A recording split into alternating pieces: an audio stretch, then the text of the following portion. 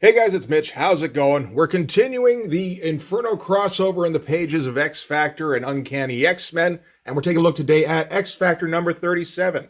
So just before we get into it, if you enjoy the channel, if you feel like you might want to help out a little bit, go subscribe to my Patreon. Links are in the description, gives you early access to everything I do, helps out the channel, helps to buy new comics. Sorry, I realized like halfway through that it might be getting boring for some people, so just spice it up a little bit.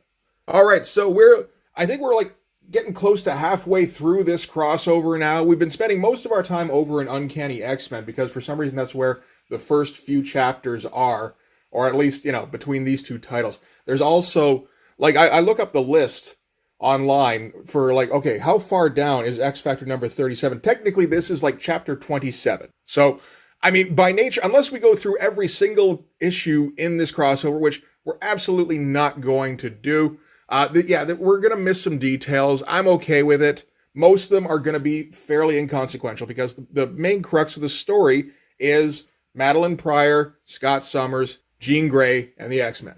Everything else can be shoved to the wayside. So maybe the most important things we learned in the last chapter we read, which was an Uncanny X-Men number 241. Oh shit, I nailed that. So most of what we need to know from that is that Madeline Pryor learned that she was a clone created by Mr. Sinister, basically with the sole aim of pairing up with Scott and producing a child. That's all she's really for, which is some dark shit, really. And over the last, I don't even know, like 10 issues or so, like Madeline Pryor has been getting darker and just more bitter and twisted up over the fact that she's stuck on the other side of the planet from her husband, because they're still married, and her baby. And her husband is shacked up with the woman that she was basically made as an imperfect copy of. So she's made deals with demons at some point. That's a little iffy. To get herself some powers because she has powers now. We're not entirely sure exactly how that happened, but it did, apparently. And she is slowly growing in power. Well, no, not even slowly. She is quickly growing in power the more that she uses her abilities. And there seems to be a little bit of Hulk shit going on with, the angrier she gets, the more powerful she gets. Basically, what this is coming down to is that we're doing another Dark Phoenix thing.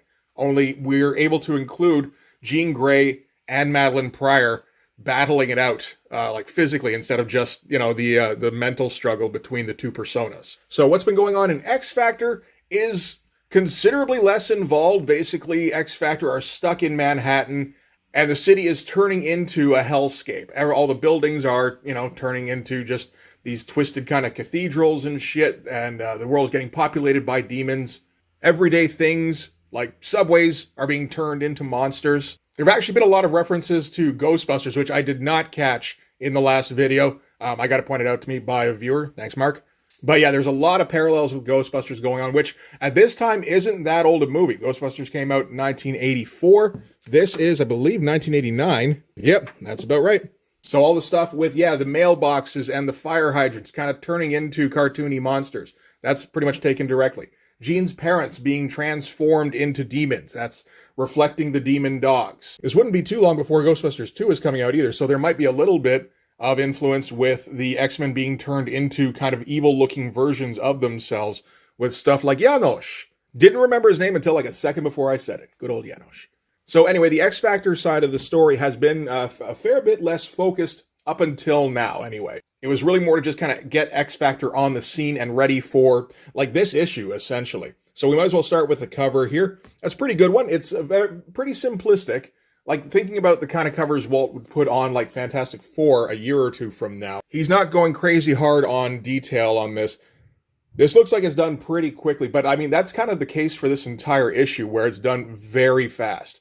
It's an interesting transition coming from Uncanny X-Men, where you have a tendency to sit on every page and, look at all the great Mark Silvestri artwork and just read paragraph after paragraph of Chris Claremont dialogue and exposition. And then you come over to this one and it's a fucking speed metal track.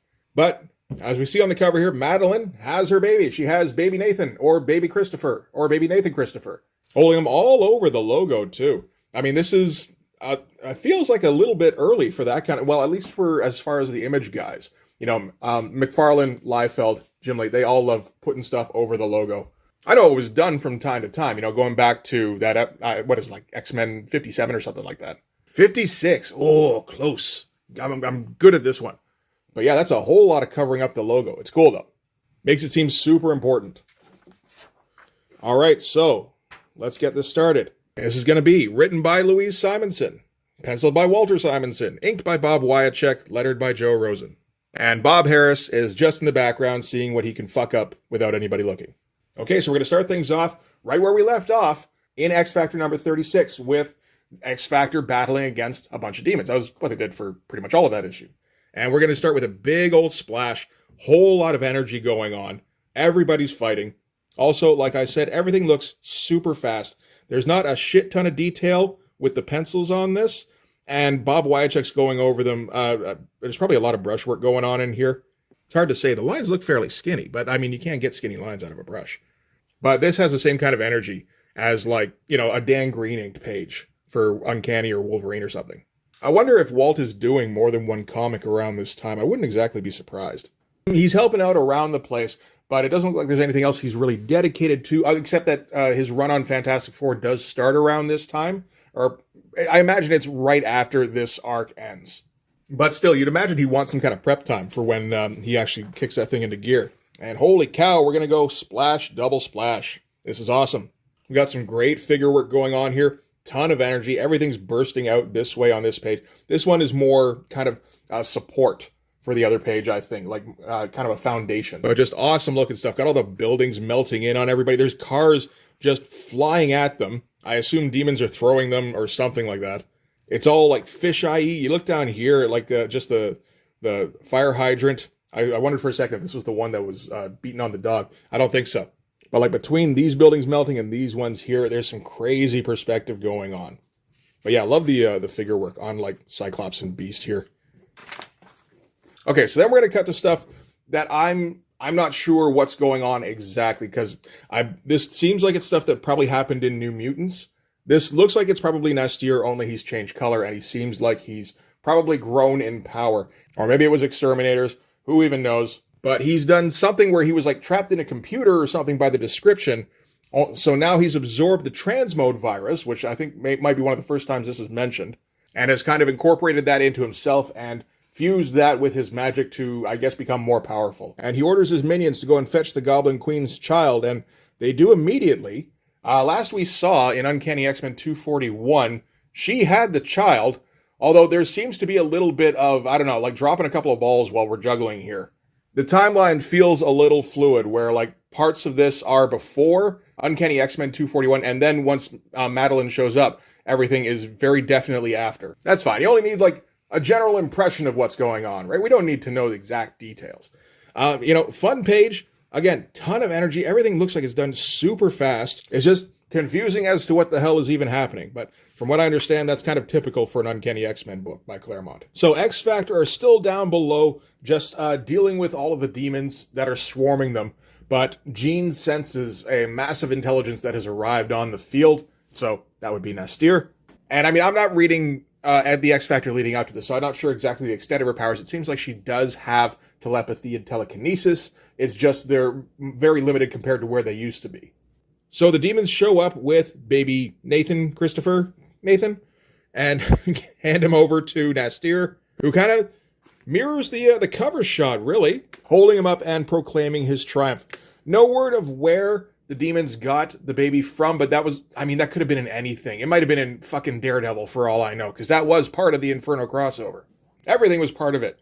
Amazing Spider-Man, Thor, Avengers, why not? Everything. Which is not a bad idea, to get across the idea that this is a massive extinction-level event, to use more up-to-date terminology than what would have been around in 1989. We haven't gone through nearly enough apocalypse scares in 1989 to warrant somebody coming up with the term extinction-level event yet. But again, another fun page, so much energy. It's all speed lines and blasting. Everybody's in dynamic positions. Everybody's dealing with a threat. This shot here of Nastir looks pretty great. Nathan Christopher is going to get fucking juggled around like a bowling pin in this thing. So Jean feels Nathan Christopher nearby. His thoughts are muffled because there's some kind of telepathic static that's shrouding the city. That's part of the whole Inferno thing, I guess.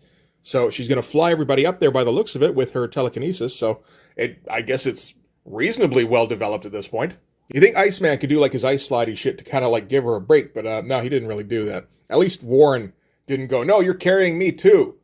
A big bursting out of the bottom left of the panel here, coming forward at us. That's great stuff. So Nastir figures that while they're coming at him out of the sky, they're, like, yeah, they're a threat, but they're not really in their element. If they were on the ground, it would be a bit different.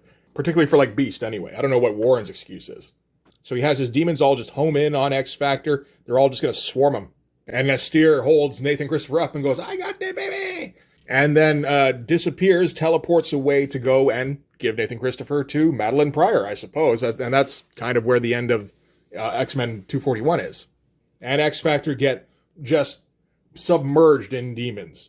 There's a thing here where Nastir is talking about how X Factor will keep the Goblin Queen's power in check and goad her to accomplish my plan for me. I still don't entirely know what the plan is. There's parts here where Nastir is talking about wanting to kill X Factor, and parts where he's talking about saving them for the Goblin Queen, to keep her busy, that sort of thing. And he knows that Madeline keeps getting more powerful, so whatever he's trying to get her to help him with, I don't think it's working the way he wants it to. He seems to know it's not working the way he wants it to, but he's still going through with handing over the baby. So yeah, it feels like elements of this can't be made to make sense, and the creators know that, so they're just gonna have the energy stay high so you don't even notice. But yeah, more great looking pages. Like, just so dynamic. Everybody flying around, like the demons zooming in on X Factor here. They're just blurs. This teleportation thing Nastir's doing where he's just like, he's turning into like a folded up piece of paper. It's crazy looking stuff and like really fast brush inking going on. It's really nice. It is interesting, though, to compare this to what Walt is going to do in, like, a few months with Fantastic Four, where it's much more precise. So as X Factor are submerged in demons, the demons get blasted off them as Madeline Pryor shows up with her baby, and Nastir is right beside her. So we didn't waste any time there. So I guess Nastir just kind of appeared and went, here, baby, follow me! And Cyclops looks up and sees her and goes, wait, fucking what? Calls her Maddie. She's like, you don't get to call me that. You can call me Her Goblin Majesty. And Iceman off in the corner goes, yeah, I know what she's been gobbling. And Cyclops goes, shh. But no, that didn't happen. No, but Cyclops is basically saying, like, Iceman's going how we're going to have to, like, fucking beat the shit out of her and take that baby back. And Cyclops is like, that's my wife, dude. I'm a little unsure of how to proceed. But yeah, just look at how fast this inking is, eh? Just like thick brushwork, just big swoops. Fun stuff. So they're going to have a little family spat now. Scott's position is, I thought you were dead. We saw the X-Men die in Texas. And which pisses Maddie off, of course. And she zaps him and goes, yeah, you would like that, wouldn't you? Then, I'd be out of the way and you could play house with your little superhero friend here. So they're doing what they can to try and make Scott sympathetic in this. It's almost impossible, though, because this all comes from him. There was a whole thing where he left the X-Men to live with his wife. Then they had a baby. And, he was retired from fighting, which was what Chris Claremont wanted to do. I mean, that wasn't really a realistic plan, but, that was his idea. But Marvel Editorial didn't want to do that. They wanted to bring back Jean Grey. So Scott left his family. I think he left them at Xavier Mansion, actually. But, left them to go and hang out with all of his old ex-buddies, including Jean Grey. There's a bit at the end of The Fall of the Mutants where Jean is asking Scott about Madeline. He's like, were you in love with her? He's like, I thought so. I kind of thought maybe I wasn't after a while, but at that point we were married and I just kind of felt bad for her. And I mean, you were dead, so I wasn't going to be happy anymore. So I'm like, well, maybe I can make her happy at least. Seriously, that's a sum up in X Factor 26. So whatever way you cut it at this point, it's been retconned that Scott was never really in love with Madeline. He just liked her a lot because she looked like the woman he was actually in love with. And, it was good enough. Couldn't have the real thing. Might as well have a photocopy. Only then the real thing showed up again. Oh, fuck the photocopy.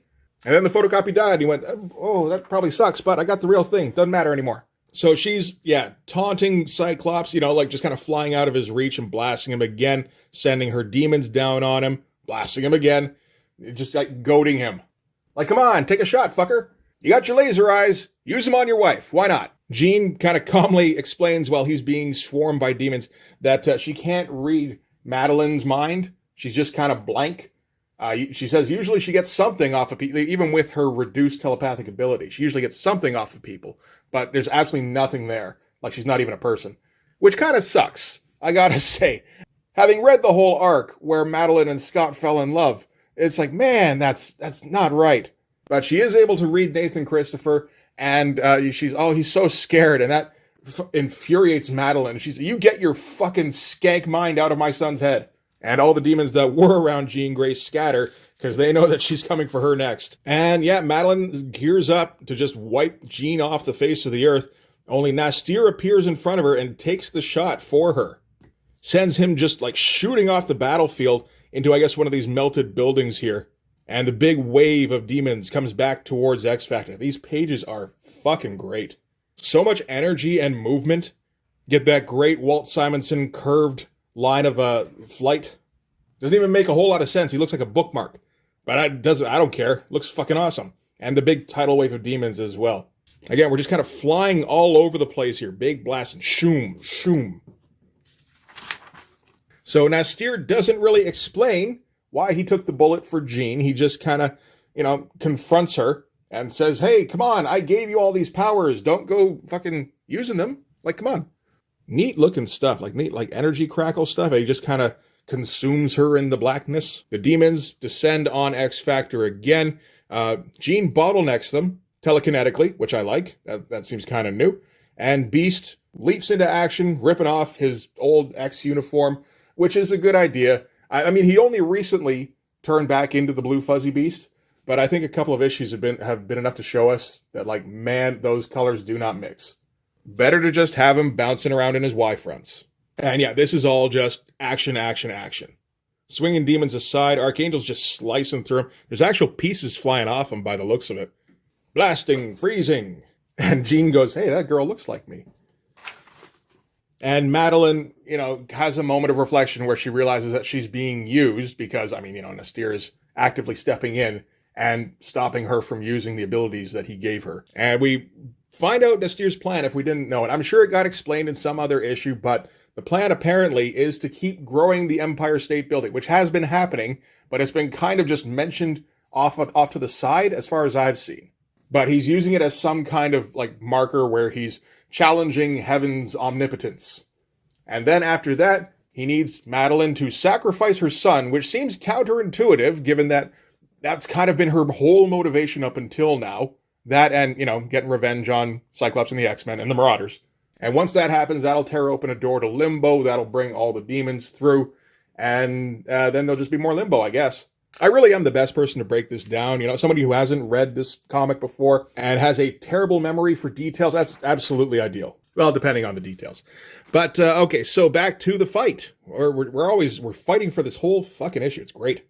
Just more smashing of demons. We're just like demon massacre here. Madeline tosses her baby to her demons and misses because she wasn't looking.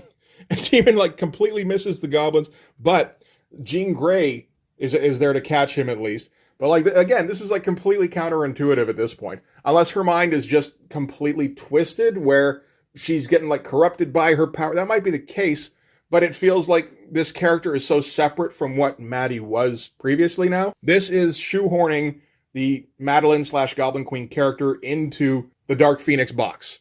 We're all about creating conflicts now between Scott and Jean and Madeline. That's the best way to do it, I guess, is to keep putting the kid in danger. So Jean's about to catch the baby. Madeline swoops down and catches him anyway, though. So it's okay, you're just juggling that baby then. A couple of the demons smash into Jean here, and she recognizes them because that's her mom and dad who got transformed back in, I want to say Uncanny X-Men 240, maybe 239. More smashing of demons, so much smashing. Warren keeps slicing everything apart, and we have seen objects get turned into demons, but there's no real indication that they're turning into debris. So, this is theoretically getting a little bloody anyway. And such fast inking in these panels too.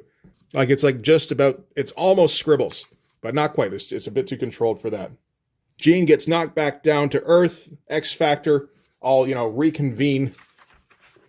And Madeline has arrived at the point now where I guess this is her viewpoint completely turned around.